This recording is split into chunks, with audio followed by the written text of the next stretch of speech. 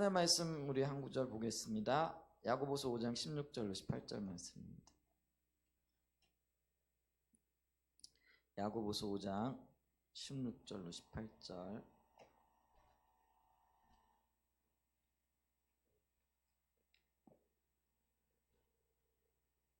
네.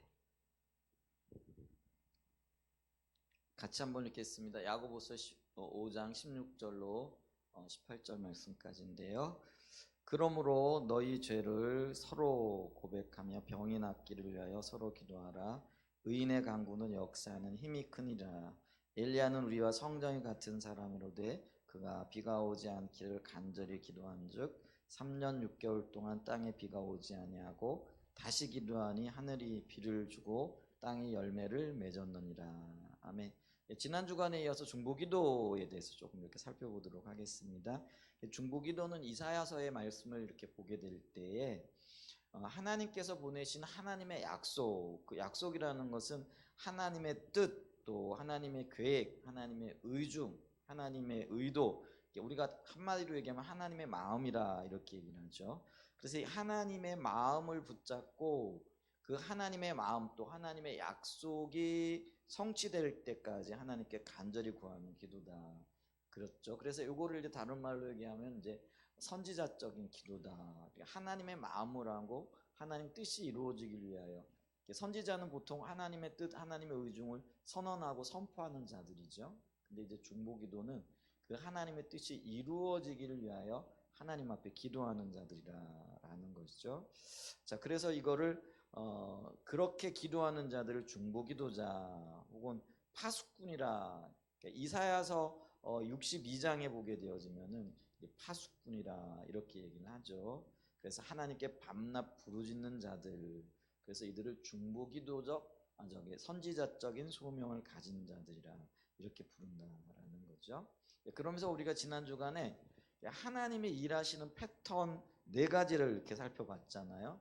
하나님은 하나님의 때에 하나님의 일을 이루신다라는 거죠. 하나님이 주권자이시 때문에 한 개인에게나 또 한 교회나 한 국가에 예를 들면 부흥이라든지 아니면 어떤 놀라운 역사라든지 뭐 이런 것들이 이루어지고 이럴 때 이게 우리의 의도와 의중대로 이루어지는 게 아니라 하나님의 뜻대로 이루어지고 하나님의 계획 가운데 있다라는 거죠. 그래서 하나님은 하나님의 계획을 가지고 계시다라는 거죠. 이걸 우리가 하나님의 비전이라 이렇게 얘기할 수도 있겠죠. 그런데 이 비전들, 하나님의 뜻은 하나님의 때가 되면은 하나님의 중보기도자들을 세우셔서 그 하나님의 마음에 있는 것, 하나님의 계획의 의중 이런 것들을 보이신다라는 거죠. 그러니까 하나님이 계획하시고 그 계획을 이루려고 하실 그때에는 먼저 중보기도자들을 세우셔서 그 일을 위해서 기도하게 하신다라는 그런 의미겠죠. 그래서 이 보이신 자들에게 세 번째, 그들이 종일종야로 하나님 앞에 간구하게 한다라는 거죠. 비전을 본 자들이 기도하게끔 되어져 있다라는 거죠. 그럼 네 번째, 하나님께서 그들의 기도를 들으시고 중보기도자들의 기도를 들으시고 하나님의 능력으로 그 일을 성취하신다라는 거죠. 그러면서 제가 지난 주간에 세 가지의 약속, 세 가지의 어떤 사례들을 이렇게 살펴봤죠. 출애굽 시키실 때, 또 이스라엘 백성들을 바벨론에서 돌아오게 하실 때, 또 예수님이 이 땅에 나게 하실 때, 하나님께서는 그게 다 하나님의 계획이고 하나님의 의중에 있었던 것들이었지만은 하나님께서는 하나님의 종들을 보내셔서 기도하게 하시고 또 부르짖게 하시고 그 일을 이루심으로써 하나님께서 그 일을 성취하시죠. 근데 그 일을 성취하실 때 하나님이 뭐라고 말씀하시느냐면은 함께 했다라고 이렇게 말씀하신다라는 거죠. 그걸 우리가 다른 말로 얘기하면 이제 동역자의 삶이라 이렇게 얘기를 한다는 거죠. 왜 하나님께서 하나님의 일을 이루실 때 동역자가 필요한가라고 했을 때 사실 동역자가 필요 없죠. 하나님은 마음만 먹으시면 얼마든지 그 일을 이루실 수 있는 분이잖아요. 그런데 이게 하나님이 계획하셨던 거라는 거죠. 그게 뭐냐면 이 땅의 모든 일들을 하나님께서는 사람과 함께 이루기를 원하셨다라는 것이죠. 그래서 우리가 하나님께서 에덴 동산을 창설하시고 난 다음에 그곳에 아담과 하와를 보내시잖아요. 그리고 함께 그 동산을 일구어 가시는 거죠. 뭐 일구어 간다라는 게 그 동산을 다스리시고 또 누리게 하시고 또 그곳에서 하나님의 뜻을 이루어가게 하셨다라는 것이죠. 그래서 우리가 이것을 이렇게 볼 때 하나님은 원래 창조하실 때부터 하나님의 의도로서 동역자의 삶을 계획하고 계셨다라는 거죠.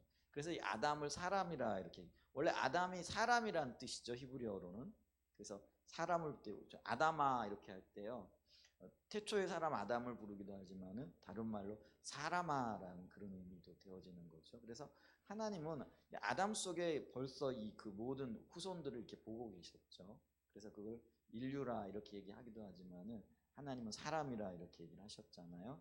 그런데 이 아담을 인류를 대표하는 자로 세우셨고요. 그래서 이 아담을 향한 목적과 의도를 보게 되어지면은 하나님께서 사람을 향하신 그런 어떤 목적과 의도를 알 수 있다라는 것이죠. 그래서 창세기 1장 26절과 28절에 보게 되어지면은 하나님께서 이 땅을 하나님을 대리하여 통치하고 다스릴 자로 아담을 이렇게 부르셨잖아요. 그래서 우리가 이거를 하나님의 문화명령이라 이렇게 얘기를 하죠. 그래서 26절을 한번 좀 보죠. 하나님이 이르시되 우리의 형상을 따라 우리의 모양대로 우리가 사람을 만들고 그들로 바다의 물고기와 하늘의 새와 가축과 온 땅과 땅에 기는 모든 것들을 어떻게 하자고요? 다스리게 하자. 이게 이제 오늘 우리가 하나님께서 사람을 부르셔서 하나님의 일을 감당하게 할 자들, 이게 리더라 이렇게 세우셨잖아요. 근데 리더가 해야 될 일 중에 하나가 다스리는 것과 돌봄이 같이 간다는 거죠. 그러니까 아담을 하나님께서 부르셔서 이 에덴 동산을 다스리게 하시고 돌보게 하셨다라는 거죠. 그래서 27절에 하나님이 자기 형상 곧 하나님의 형상대로 아담을 창조하사, 사람을 창조하셨다는 게 아담이죠. 원어에는 아담을 창조하사 남자와 여자를 창조하시고, 그래서 이 동역자, 하나님의 의도를 보게 되어지면은 하나님께서는 사람을 동역자로 부르셨어요. 그러니까 아담을 동역자로 부르셨을 뿐만 아니라 하나님의 백성들, 저와 여러분들을 하나님의 동역자로 이렇게 부르셨다라는 거죠.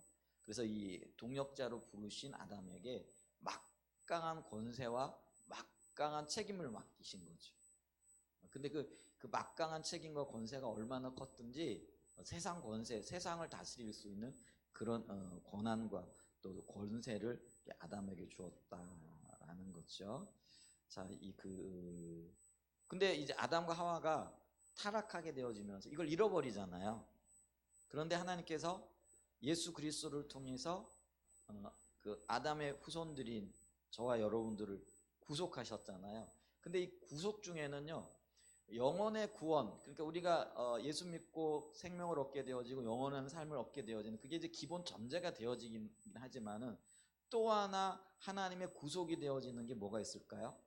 하나님께서 세상을 통치하실 때에 동역자로 부르셨고 에덴을 맡기시고 세상을 맡기셨잖아요. 그러니까 그런데 이 아담과 하와가 범죄함으로 잃어버렸는데 그것을 구속하셨다라는 거는요, 세상을 향한 권세와 권위, 통치를 할 수 있도록 저와 여러분들을 구속하셨다라는 거죠. 그래서 이 하나님의 구속 중 하나 놀라운 것은 뭐냐면요, 하나님의 동역자로서의 구속이라는 거죠. 그래서 이게요, 요즘 우리가 선교적인 교회를 이렇게 보면서 하나님의 구원의 역사가 영혼에만 국한되어지지 않는다라는 거죠. 그런데 오늘 우리가 참 많이 이렇게 어떤 시야가 좁혀져 있었던 게 뭐냐면은 하나님의 구원 그러면은 우리는 대부분의 그 구원의 역사를 어디에다 초점을 맞춘 거죠? 그냥 영혼의 구원인 거죠. 그래서 우리의 영혼이 구원받고 지옥에 가지 않고 또 이렇게 주님 장차 오시게 되어지면은 하늘나라에 가서 영원히 하나님과 사는 것, 이런 걸 의미했잖아요. 그런데 우리가 또 한편으로 보게 되면 하나님께서 이 땅에 오실 때는 하늘나라를 가지고 이 땅에 오신다라는 거죠. 그러니까 새하늘과 새 땅이 우리가 들어가야 할 곳이기도 하지만 또 주님이 이 땅에 가지고 오신 그곳인데요. 근데 이 새하늘과 새 땅에는요, 이 땅에서 우리가 받았던 것들 혹은 누리는 것들 혹은 가지고 있던 어떤 것들의 연속성, 그러니까 이 땅에서 하고 있던 것들이 그대로 이어지는 것들이 있고, 반면에 이 땅의 것들은 완전히 단절되어지는 불연속성이 있더라라는 거죠. 그래서 우리가요, 이 땅에서 하나님의 영광을 위해 살았고 또 하나님께서 이 땅에서 이루려고 하셨던 많은 과업들이 있잖아요. 그리고 우리에게 맡겨주신 일들을 통해 우리가 성취하고 열매 맺었고 또 아름다웠던 것들은요, 저 천국에서도, 그러니까 새 하늘과 새 땅에서도 그대로 이어질 거라는 거죠. 예를 들면은 우리 사람의 어떤 그 창조 역할들, 그러니까 예를 들면 예수를 통해 가지고 하나님의 아름다움을 드러내고 나타났던 것들이 있잖아요. 그래서 우리 톰 라이트의 책에 보면은 예를 들면은 핸델의 메시아 같은 거, 모차르트가 아니라 베토벤의 영광이든가요? 영광 할렐루야 그런 어떤 것들 있잖아요. 그런 그 놀라운 어떤 그 창조 뭐라 그럴까요? 창작물이죠. 하나님의 지혜로 주셨던 어떤 것들은 그것이 이게 이 땅에서 창조되어졌고 만들어졌던 거지만은 천국에서도 우리가 그 음악을 들을 거라라는 거죠. 이게 없어지지 아니하고, 이게 참 놀라운 거잖아요. 우리는 있잖아, 죽으면은 이 땅에 있는 모든 것들이 끝나는 줄 알고 단절되는 걸로 알고 있었는데 아니라는 거예요. 하나님의 영감으로, 하나님의 감동으로 이 땅에 있었던 일들, 그게 이제 베토벤이나 핸델 같은 경우에는 우리가 다 알고 있는 메시아나 이런 그런 놀라운 어떤 창조, 그러니까 작곡이나 이런 것들이 되겠지만은 저와 여러분의 삶 속에서도요, 하나님의 영감으로 혹은 하나님의 은혜로 열매 맺었던 어떤 것들이 우리의 삶 속에 있을 거 아니에요. 근데 그런 것들이요, 없어지는 것이 아니라 저 천국에서 연속적으로 혹은 이어질 거라는 거죠. 이런 걸 생각하게 되어지면은요, 우리가 이 땅에서 살아가는 모든 삶의 영역들에 있어서 어떤 면에서는요, 버릴 것이 없고 어떤 면에서는 그런 것들에 대한 소중성을 인식하고 있어야 된다는 것이죠. 그래서 우리가 하나님 앞에서 아름답게, 근데 우리가 이제 그런 개념은 있었잖아요. 이 땅에서 살았던 어떤 우리의 열매들을 가지고 하나님의 상급을 받는다, 하나님 우리에게 그런 상을 주실 거라는 그런 개념을 가지고 있었잖아요. 근데 그런 것들이 하나님이 기뻐하시고 하나님이 우리를 통하여 영광 받으셨던 그 일들, 선한 어떤 것들은요, 그게 없어지는 것이 아니라 천국에서도 그대로 이어질 수 있는 것들이라는 거죠. 그게 연속성이라는 거죠. 반면에 악한 것들 혹은 주님과 상관없었던 것들, 또 이런 불필요한 어떤 것들은요, 끊어지고 없어지는 것이죠. 자, 그랬을 때 보세요. 하나님의 선한 의도 가운데에서 이루기를 원하셨던 그 아름다운 일들, 이런 것들이 구속받게 될 거라는 거죠. 동역자로서의 삶으로 하나님께서 아담과 하와를 불렀는데 아담과 하와가 범죄함으로 동역자의 삶이 깨어졌잖아요. 그런데 하나님께서 예수 그리스도를 통해서 우리를 구원하셨어요. 구속하셨다란 말이에요. 근데 이 구속 속에는 아담과 하와의 영혼의 구원, 우리의 영혼의 구원뿐만 아니라 하나님께서 우리에게 맡기신 일들에 대한, 그리고 역할에 대한 구속도 이루어졌다라는 것이죠. 이것을 인식하고 있었던 분이요, 사도 바울이었다라는 거죠. 그래서 사도 바울은요, 늘 이 점을 의식하고 있었어요. 그래서 그가 하나님의 동역자로 서기를 원했고 또 하나님께서 맡겨진 일들을요, 정말 기쁨으로 감당하고 있었다라는 거죠. 근데 이 부분은 사도 바울만이 인식해야 될 영역이 아니고요, 하나님의 백성들이라면 모두 다 인식해야 된다라는 것이죠. 아담과 하와가 동역자로 부름받았듯이 나도 사람이죠. 하나님의 동역자로 부름받았다라는 인식을 하고 있어야 된다라는 것이죠. 이게 참 놀라운 일이잖아요.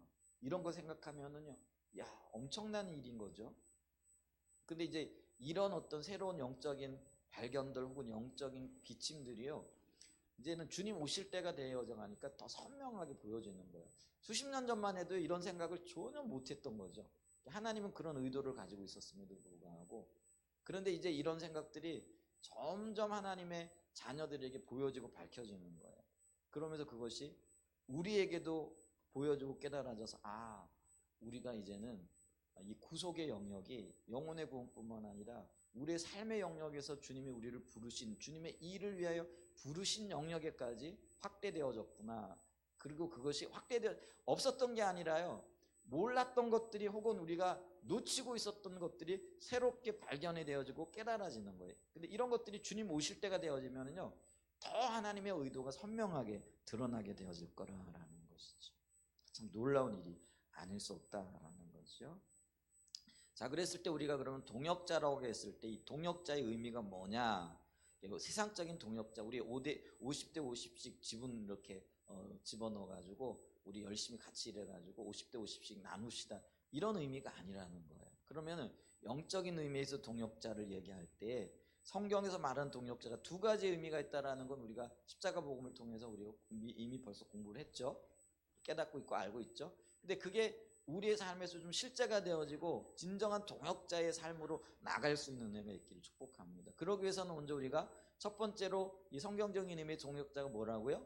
하나님이 주도권을 잡으신다라는 것이죠. 하나님이 계획하시고 하나님이 목적하시고 하나님 목적하신 그 일을 이루고 계신다라는 것이죠.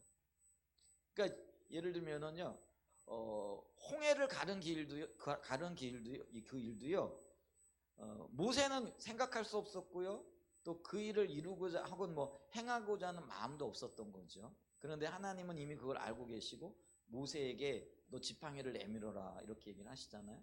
하나님의 의도 속에는 뭐가 있었던 거죠?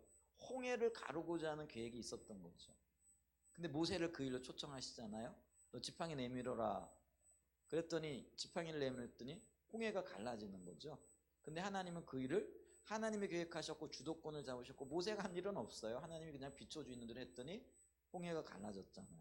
그런데 하나님은 모세를 동역자로 인정하시고 심지어는 네가 그 일을 했다라고 말씀하고 계시다라는 것이죠. 참 이게 놀라운 일이에요. 그게 이제 신학적으로도 볼 때요, 사도 바울은요 자기 계획으로는 소아시아 지역이 오늘날 저기 터키 지역이거든요. 그러니까 언제 기회가 되어지면은요, 우리가 조금씩 준비하면은 이제 여행도 좀 자유로워지고 그랬으면 좋겠어요. 우리 소아시아 지역이나 그 팔레스틴 지역은 좀 한번 이렇게 다 같이 다녀왔으면 참 좋겠다 싶은 그런 마음이 드는데, 이제는 이제 우리가 그런 부분들을 좀 조금씩 준비하면, 몇 년 준비하면은 그렇게 큰 부담 안 갖고 이렇게 갔다 올 수 있지 않을까 싶은데, 갔다 오게 되어지면은요, 개념이 달라지고요, 또 성경에 대한 이해가 많이 이렇게 좀 달라질 수 있는 그런 어떤 일들이 이렇게 일어나는 거죠. 근데 원래 이 바울은 구원받고 난 다음에 정말 그것도 하나님 인도였지만은 열심히 주의 일을 했더니 그 소아시아 지역에 많은 어떤 복음의 열매들이 나타나잖아요. 그래서 그곳에서 아주 열심히 일하기를 원했는데 하나님은 그게 아니죠. 그래서 그를 향하여 마게도니아에서 사람들의 환상을 보이게 하시고 손짓을 하는 거죠. 마게도니아는 오늘날의 그리스 지역이고요, 이게 유럽이에요. 그러니까 터키가 요즘 나라 이름이 바뀌었던데 뭐더라? 투르키예인가? 투르키예로 바뀌었어요. 키르키예? 아이고 이게 되게 어려워. 근데 이제 어려운데 거기 있잖아요. 제가 가봤더니 이 바다가요, 그걸 이제 흑해라 이렇게 얘기하는 건데 아주 재밌어요. 끝과 끝이 보여요. 끝과 끝이 보이는데 이쪽은 아시아 땅이고 터키고 저쪽은 유럽 땅인 거예요.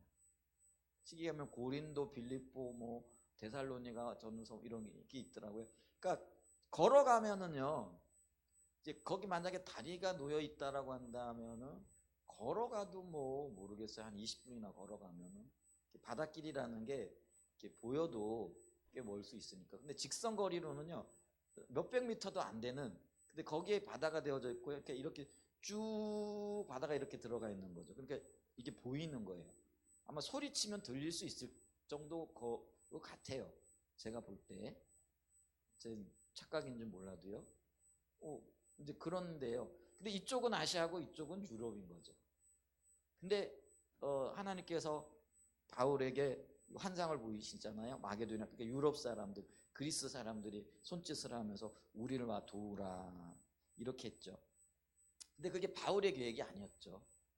하나님의 계획이었고 하나님은 복음이 서진하기를 원하셨던 거죠. 그러니까 바울은 자꾸 뭐죠? 동진하려고 하는 거죠. 그러니까 아시아에서 또 그 뭐죠? 저기 그 중동 쪽으로 해서 인도 쪽으로 이렇게 가려고 하는 이제 그런 의도를 가지고 있었는지 모르지만 하나님은요, 이 복음이 그 그리스로 들어오고 그리스에서 로마로 들어가고 로마에서 오늘날로 얘기하는 유럽 쪽이죠, 서유럽 이쪽을 거쳐가지고 나중에 이게 대서양을 건너가지고 미국으로 가고 미국, 캐나다, 호주 이쪽을 거쳐가지고 그 다음에 중국, 우리나라, 이제 지금은 이 복음이 계속 서진하다가 일본이 아니라 인도, 그리고 이제 나중에 다시 예루살렘까지 가게 되어지는 거죠. 근데 그런 원대한 계획을 가지시고 바울을 이렇게 부르셨던 것을 이렇게 보죠. 그래서 사도 바울이 전도하는 여행이라든지 그곳에 전도하게 되어질 때 예를 들면 고린도라든지 그가 가는 곳마다 놀라운 표적과 기적 뭐 이런 일들이 일어나게 되어졌잖아요. 근데 그런 것들이 바울이 내가 이런 일을 해야지, 이런 기적을 일으켜야지 이렇게 해서 된 게 아니라는 거예요. 하나님이 계획하시고 하나님이 손짓하심으로써 하나님의 목적이 뭔가를 분명하게 보여주시고 바울이 거기에 순종했더니 하나님이 네가 그 일을 했다 이렇게 말씀하시는 거죠. 그게 동역자의 삶이다. 이게 이제 동역의 의미인데 하나님이 주도권을 가지고 계시다라는 것이죠.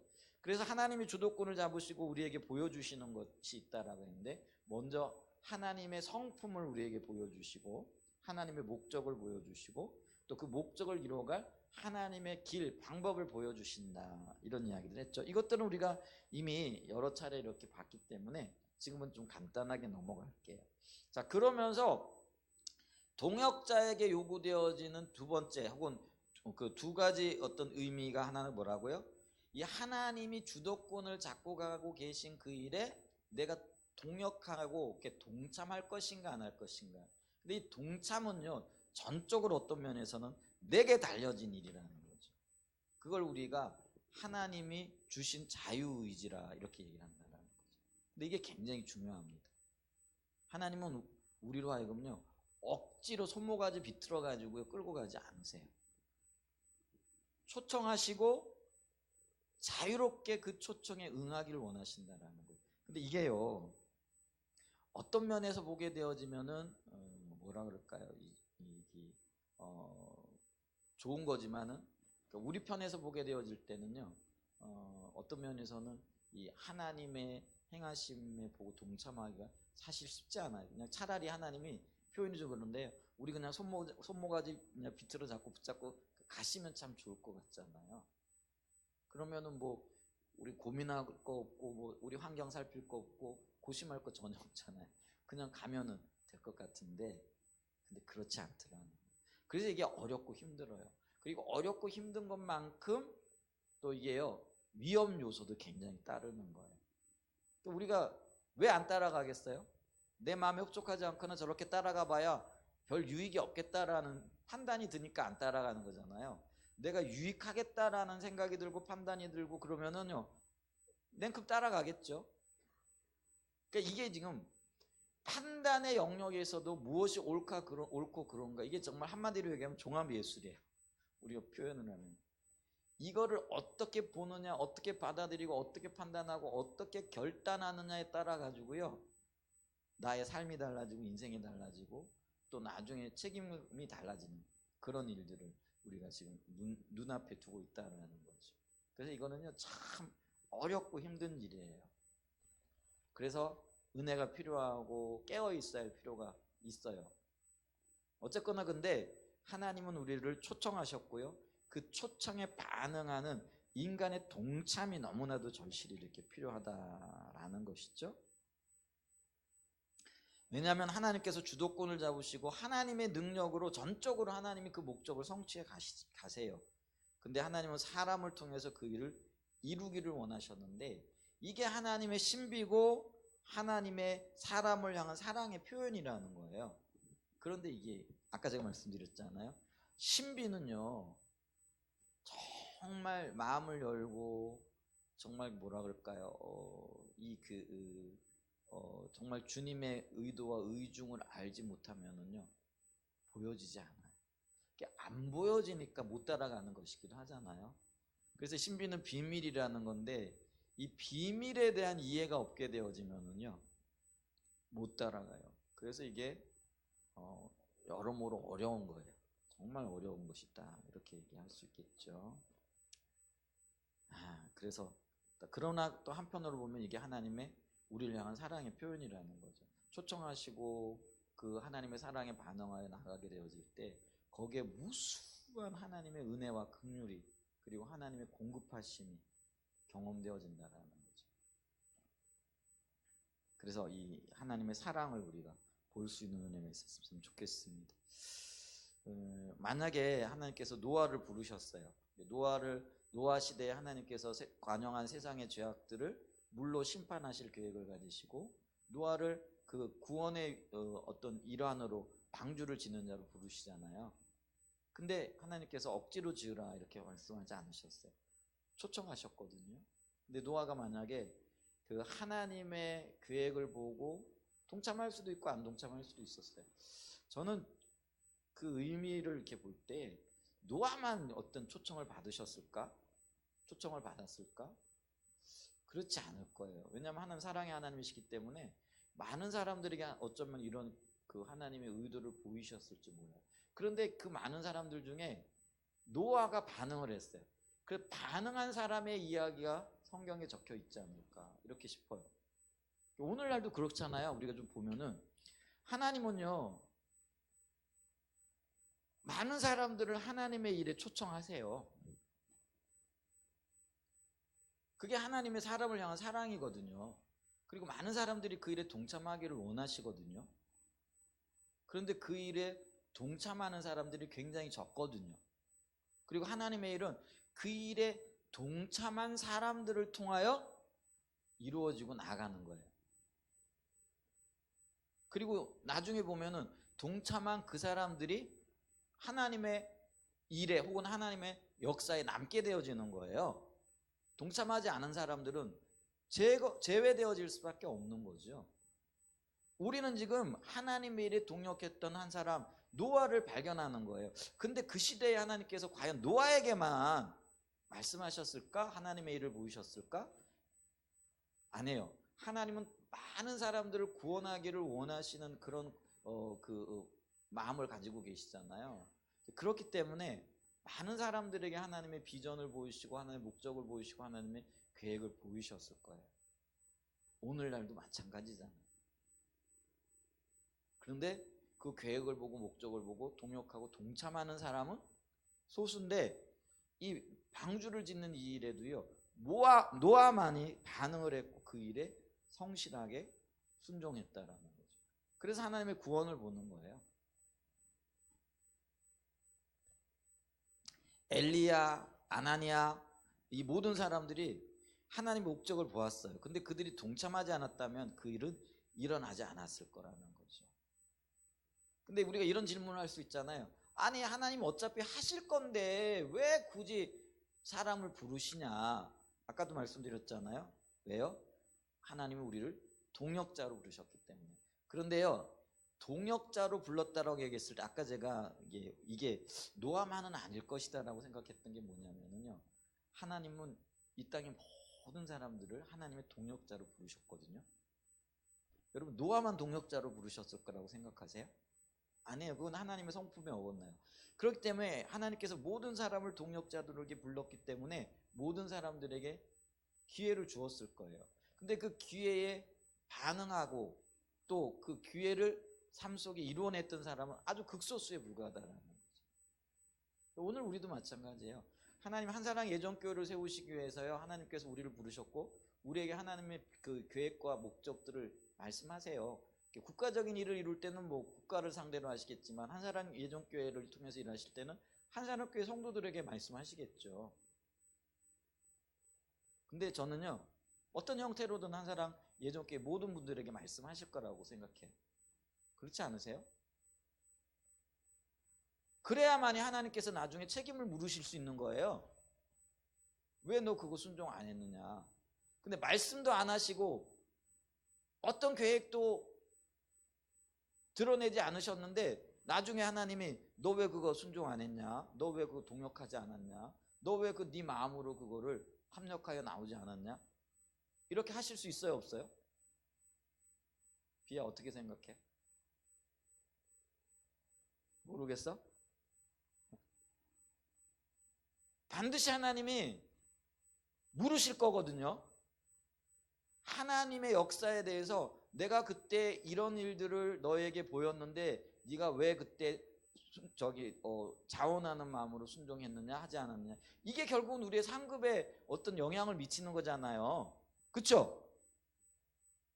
자, 그랬으면은요, 한사랑 예전교회 이런 한사랑 예전교회 모든 식구들에게 말할 거예요. 근데 어떤 분들은 무심하거나 관심이 없기 때문에 놓쳐버리고요. 어떤 분은 보기는 봤는데 또 여러 가지 이유들 때문에 못 따라갈 거고요. 어떤 분은 봤기 때문에 그거를 받아들이는 거예요. 그게 동역자로 서는 거라는 거죠. 근데 제가 보기에는 그래요. 그 누구도 핑계하지 못할 거라 이렇게 얘기를 했거든요. 핑계하지 못할 정도로 하나님은 반드시 그들에게 우리 모두에게 말씀하셨어요. 저는 노아 시대에도 어떤 형태로든 그 시대 사람들에게 깨어있는 사람들에게 말씀하셨을 거고 말씀했을 거예요. 근데 많은 사람들이 대부분은 신경도 쓰지 않았을 것이고 신경 쓴 사람들 중에도 어떤 사람들은요, 그걸 내가 어떻게 감당해? 톱도 없고 도구도 없고 비도 안 내리는데 뭐 이러면서 핑계대고 거부했을 거예요. 그런데 로아만은요, 그 일을 성실하게 감당했다라는 거예요. 그래서 성경에는 몇 년인지는 안 나와 있어요. 근데 이게 120년간인 정도 될 거라. 120년 세월이면 노아의 삶의 대부분을, 그때 노아가 그때 오래 살긴 했지만은 참 많은 시간과 많은 세월들을 그 일에 투자를 했다는 거죠. 그러니까 이건요, 동역자로 살아가기가 그렇게 만만한 건 아니라는 걸 얘기해요. 그래서 하나님의 동역자가 적을 수밖에 없다라는 그런 이야기겠죠. 그런데 어쨌거나 있잖아요.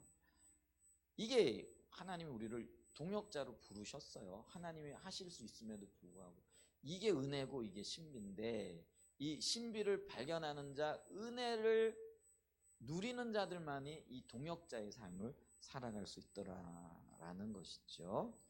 자, 그랬을 때 그러면 이제 우리 오늘 중점적으로 결론적으로 보게 될 얘기가 뭐냐면 이 중보기도와 동역자의 삶이 어떻게 연결이 되어지느냐라는 거죠. 자, 하나님이 패턴을 따라 일하신다 이렇게 말씀하셨잖아요. 계획하시고 때가 되면 누굴 부르신다고요? 하나님의 기도자, 그 일에 관심을 가지고 동참할 자들을 부르신다는 거죠. 그리고 그들로 하여금 밤낮 부르짖게 하신다라고 이렇게 말씀을 드렸잖아요. 그래서 하나님이 패턴을 따라 일하는데 그 패턴을 따라 일하시는 것도 우리를 동역자로 부르셨기 때문에 그렇다라는 거죠. 이 중보기도도요, 동역자의 삶이에요. 그리고 이 중보기도의 동역자의 삶이 뚜렷하게 나타난다라는 거예요. 그것의 가장 좋은 성경적인 예가 엘리야가 되어진다라는 거죠.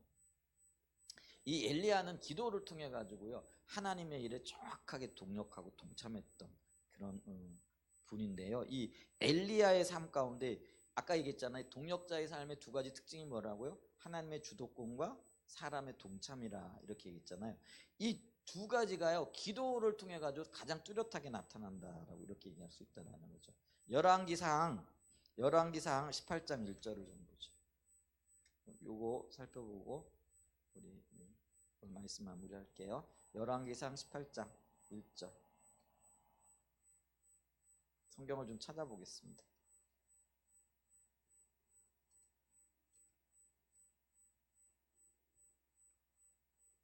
자, 우리가 잘 알고 있던 대로 큰 소리 한번 같이 읽어보죠.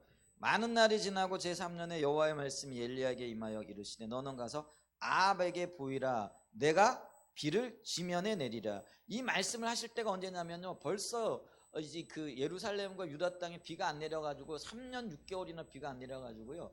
여러분 팔레스틴 지역은요, 비가 안 내리면은 살아갈 수 없는 지역이잖아요. 그런데 벌써 3년 6개월이나 비가 오지 않았으니 그 땅의 공급함이, 기근이 뭐 이런 거 말할 수 없을 정도로 지금 심하죠. 그리고 그 심한 기근 중에 있는 거예요. 근데 그 기근 중에 하나님이 엘리야에게 말씀하시기를 너는 아합에게 가, 내가 비를 지면에 내리라, 이렇게 말씀하세요. 이게 하나님의 계획이고 뜻이죠. 하나님의 때에 하나님이 역사하시는 거예요. 근데 지금 비가 왔어요, 안 왔어요? 아직 안 왔어요. 오지 않은 상태였다라는 거죠. 그런데 하나님은 이 땅에 비를 내리길 원하셨어요. 이 하나님의 계획이었고 하나님의 의도였고 하나님의 뜻이었다라는 것이죠. 자, 과정들 쭉 생략하고요. 41절로 좀 보죠. 자, 하나님의 뜻이니까요. 엘리야가 이제 그 아합에게 이렇게 얘기해요. 41절에 엘리야가 아합에게 이르되 올라가소서 먹고 마시소서 큰 빗소리가 있나이다. 지금 이 빗소리는요, 믿음으로 듣는 빗소리예요. 영적으로 듣는 빗소리예요. 실질적으로 들려지는 빗소리가 아니라라는 거죠. 근데 이 엘리야는요, 하나님이 말씀하셨고 이게 하나님의 계획이기 때문에 이루어질 거라는 것을 분명히 알고 있었어요. 이론으로가 아니라요, 가슴으로 알고 있었다라는 것이죠. 자, 그리고 난 다음에 그 엘리야가 하는 행동을 좀 보십시오. 자, 42절 보면은요.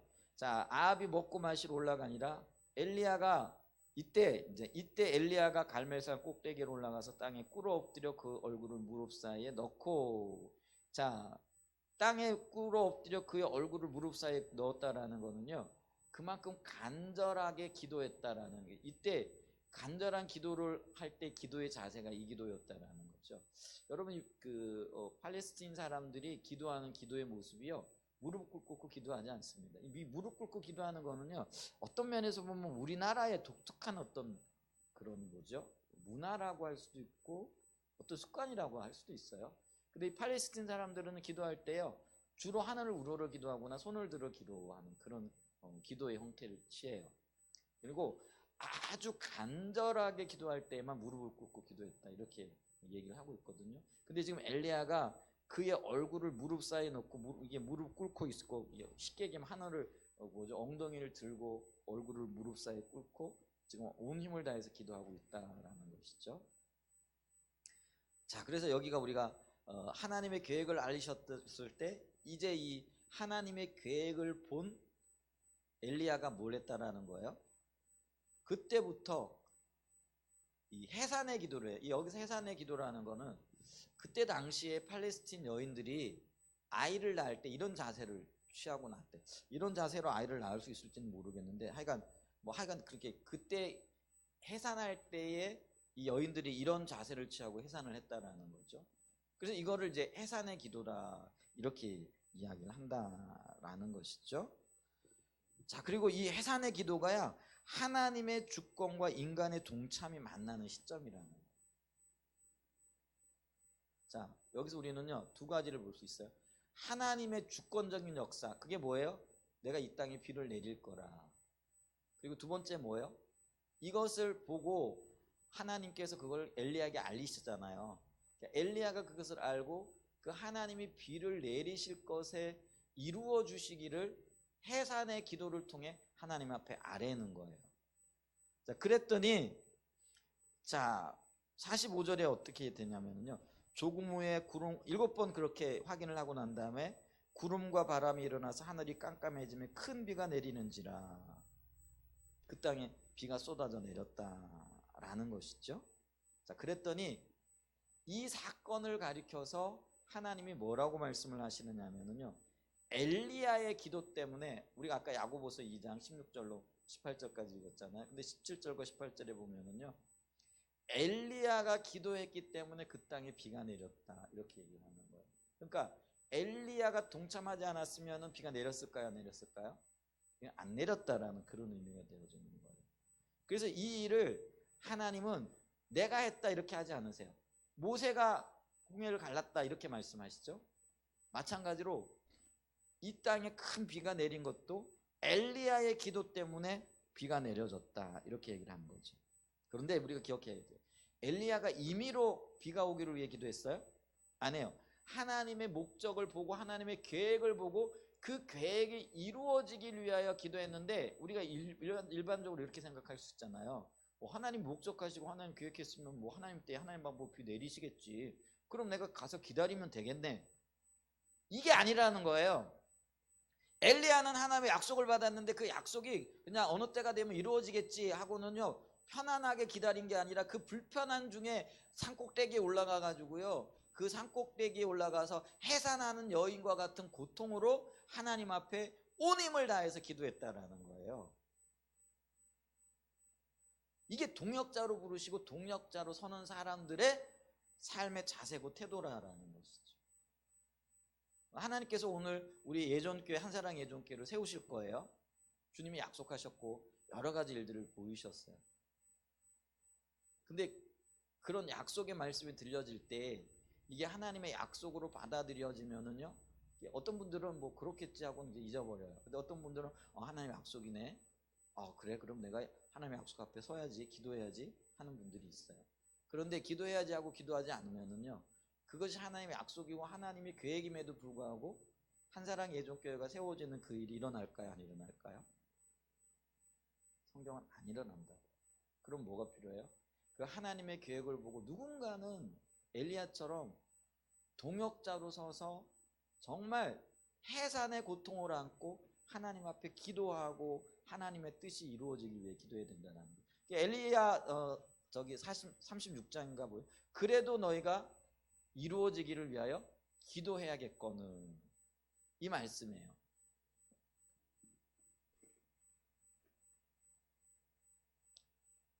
이 말씀을 보면서요, 오늘 지금 하나님께서 이 순간에 우리에게 뭘 말씀하고 계신가.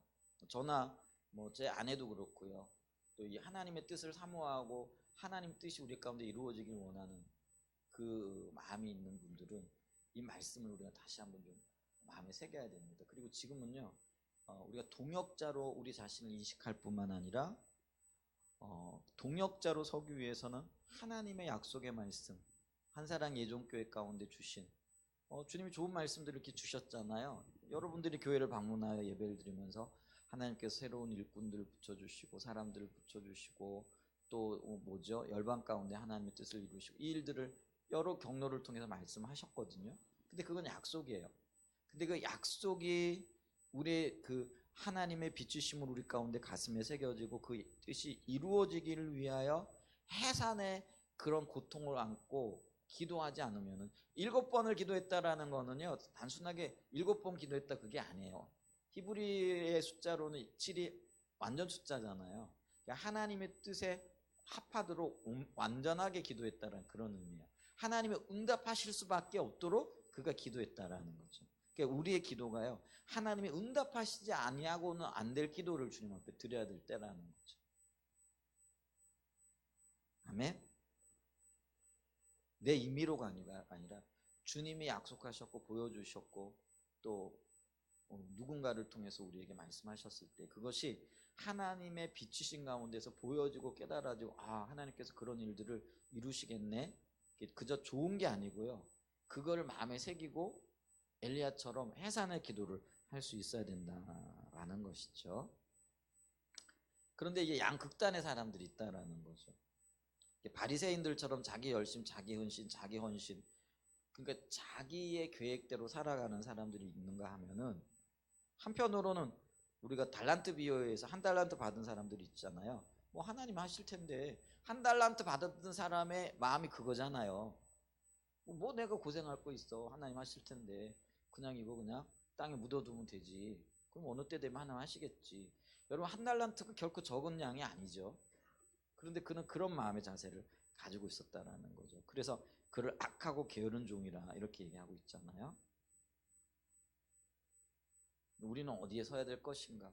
경각심을 가지고 주님의 행하심을 주시하여 봐야 됩니다. 그리고 내가 동역자가 되어야 됩니다. 중보기도자, 동역자의 삶으로 부르심입니다.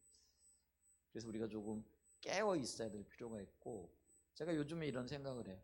하나님, 분명히 하나님께서 교회를 연합하게 하셨는데 지금까지의 어떤 거를 보면은 뭐 연합하기 전이나 연합한 후에 여러 가지 성장이 있었고 변화가 있어서 그걸 인정을 하는데, 뭐 우리가 공간을 그렇게 넓게 써야 할 뭐 어떤 그런 형편도 아닌 것 같고, 근데 일은 많아지고 또 어떤 면에서는 부담하는 것들도 엄청나게 많아졌잖아요. 앉아야 되는 것들. 그리고 지금 요즘 시기가 얼마나 어렵고 힘들어요. 그잖아요. 근데 앉아야 될 부담들을 하나님께서 이렇게 지우시면서까지 우리를 여기까지 인도하셨는데, 그러면서 여러 가지 말씀을 하셨는데 그 이유가 뭘까요? 제가 지금 그거를 물어봐요. 물론 알고 있죠. 알고는 있지만은 그 부분에 있어서 조금 더 책임감 있게 서고 하나님의 뜻이 이루어지기를 위해서 더 이렇게 적극적으로 기도해야 되겠다 하는 그런 마음을 이렇게 가지게 되는 거죠. 지금은요, 우리가 조금 더 경각심을 가지고 하나님께서 그 말씀하신 것들이 예민하게 이루어지고 또 성취되어지기를 엘리야처럼 어떤 면에서는 해산의 기도로 이렇게 주님 앞에 서야 될 때가 아닌가. 그래서 우리가 한사랑 예정교회를 통하여 하나님께서 하기를 원하시는 가운데 우리를 부르셨고 동참시키고 계시잖아요. 동참시키고 있을 때에 적극적으로 반응하여 적극적으로 하나님 앞에 섬으로 열매인 동역자에게 맺혀지는 열매죠. 그리고 하나님은 그 동역자를 통해 이루신 하나님의 일을 엘리야 네가 했어 라고 하시고 너희들이 했어 라고 말씀하실 것입니다. 그리고 그것이 우리에게 상급이 되어지고 또 우리가 성장하고 성숙하는 어떤 자양분, 열매가 되어질 수 있다라는 것이죠. 저와 여러분들이 그런 열매 가운데로 나갈 수 있는 은혜가 있기를 축복합니다. 이 자리에 계신 모든 분들이 그러하고요. 또 이 그 영상으로 예배 드리시는 분들 또 그렇게 하나님의 뜻을 발견하여 나가는, 그리고 이 중보기도의 삶, 동역자로 부르신 하나님이 주도권을 잡으시고 우리를 초청하실 그때 우리가 온 삶으로 함께 동참함으로 하나님의 뜻이 이루어지는 그 일에 매진하고 달려나갈 수 있는 은혜가 있으시기를 예수님의 이름으로 간절히 축복하고 축원드립니다. 아멘.